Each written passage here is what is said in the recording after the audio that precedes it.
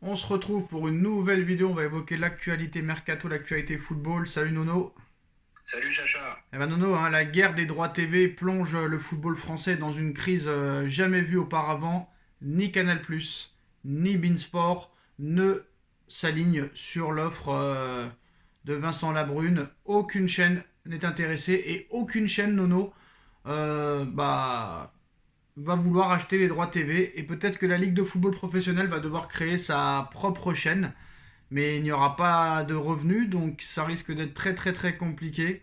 Est-ce qu'on va regarder l'année prochaine la Ligue 1 à la télévision? Oui, je pense que oui, au dernier moment, il y aura quelque chose, mais l'offre sera revue vraiment à la baisse. La Brune qui attendait 1 milliard d'euros, plus les droits à l'international, eh ben, il va manger la banane lui aussi. Et puis voilà quoi. Et puis il faut se dire un truc maintenant. Il faut se dire un truc, la Ligue 1 n'intéresse plus grand monde. Et toutes les stars sont parties. Voilà, il y a personne euh, pour voir des matchs moyens et le niveau de la Ligue 1, pour le dire, est tellement faible. Je pense pas qu'il y ait une tonne de gens qui s'intéressent à ça, quoi. Alors le PSG prépare déjà son mercato estival. Cet été, la direction parisienne va devoir gérer du très lourd avec le départ de Mbappé. Sans la star française, le club va devoir se reconstruire et surtout grandement se renforcer défensivement et aussi au milieu de terrain, mais aussi offensivement. Hein. Depuis la fin de saison, Luis Enrique étudie déjà les profils et il n'a pas caché en conférence de presse son envie de recruter du très lourd cet été, avec plusieurs arrivées et sa volonté de mettre l'accent sur le talent dans le choix des joueurs. Donc ces derniers jours, la presse espagnole révélait que le technicien espagnol avait complètement flashé sur Rodrigo du Real Madrid, le Brésilien excellent dans son rôle dans le système de Carlo Ancelotti où il est titulaire indiscutable, a tenu des propos assez flous sur son avenir il y a quelques jours. Rodrigo qui dit, eh bien, tout peut arriver cet été. J'ai un contrat ici, mais les années que j'ai passées ici ont été un plaisir pour moi. Comme je l'ai dit, je veux toujours être dans ce club, mais voyons voir ce qu'il se passera, tout est possible. Dans la foulée, la radio madrilène Onda Cero expliquait que Luis Enrique était très intéressé à l'idée de le faire venir. Avec l'arrivée de Mbappé au Real, Rodrigo va certainement perdre sa place de titulaire et le PSG voulait donc profiter de la situation pour lui proposer un grand rôle en France. Moi, ce que je comprends pas, Nono, on nous dit que Rodrigo va perdre sa place parce que Mbappé arrive. Mais Mbappé, il joue pas à droite. Oui, mais ça, on en a parlé, rappelle-toi, on en a parlé il y a 2 jours. Moi, je t'avais dit, Sacha, Rodrigo, ça sera le premier sacrifié. Tu me disais non. Bon, bah, chacun a son Non, mais idée là-dessus. je continue à dire non parce que Rodrigo, il joue à droite, Mbappé, il joue pas à droite. Oui, mais qu'est-ce que tu fais de Hendry? Qu'est-ce que tu fais de... Il y Sur a le tout banc. le monde fou. Sur le banc. Eh ben voilà, mais est-ce qu'Hendrick, tu le laisses sur le banc? Bah oui. Voilà. Bah oui, tu Et le laisses sur le banc. le mec, il a peut-être des doutes, peut-être qu'il va jouer beaucoup moins. On ne sait pas ce qui va se passer. Donc On ne sait pas. ça veut dire qu'Ancelotti a passé de 4-3-3 à 4-4-2 alors. J'en sais rien, Sacha, j'en sais rien. Ça me paraît bizarre quoi qu'il en soit parce que moi pour moi la place de Vinicius est plus en danger que celle de Rodrigo parce que Mbappé il joue jamais à droite donc c'est bizarre. Moi je pense que la presse elle dit n'importe quoi pour essayer de vendre mais bon bref c'est pas grave. Alors forcément un joueur de ce calibre là auteur de 17 buts et 9 passes décisives en 50 matchs cette saison est très prisé. Et ce vendredi, Nono, aujourd'hui, Marca explique ainsi qu'un autre club étudie avec très grand intérêt la situation du Brésilien. Manchester City a déjà fait part de son intérêt au joueur. Guardiola l'apprécie beaucoup et estime qu'il colle parfaitement à ce que recherche City sur le marché des transferts. Un joueur confirmé qui a encore une très grosse marge de progression. Le média madrilène précise que malgré ses déclarations, Rodrigo se sent bien au Real et a l'intention de continuer. Mais l'arrivée de Mbappé a chamboulé le mercato du Real puisque plusieurs clubs veulent profiter de cette situation pour récupérer des joueurs qui se sentiraient peut-être insatisfaits en perdant leur place de titulaire ou en évoluant dans un autre système. Donc voilà, là on y vient, ce sera peut-être un autre système alors. Eh ben voilà, peut-être un autre système. Mbappé, avec tout le cinéma qu'ils ont fait, est titulaire indiscutable. Vinicius, titulaire indiscutable. Eh ben, t'as 3, 4 joueurs qui vont se poser des questions. C'est normal. C'est normal. Une chose est sûre, le PSG, s'il veut faire un joli coup cet été, va devoir trouver les bons arguments car les grosses écuries européennes seront aussi sur le coup.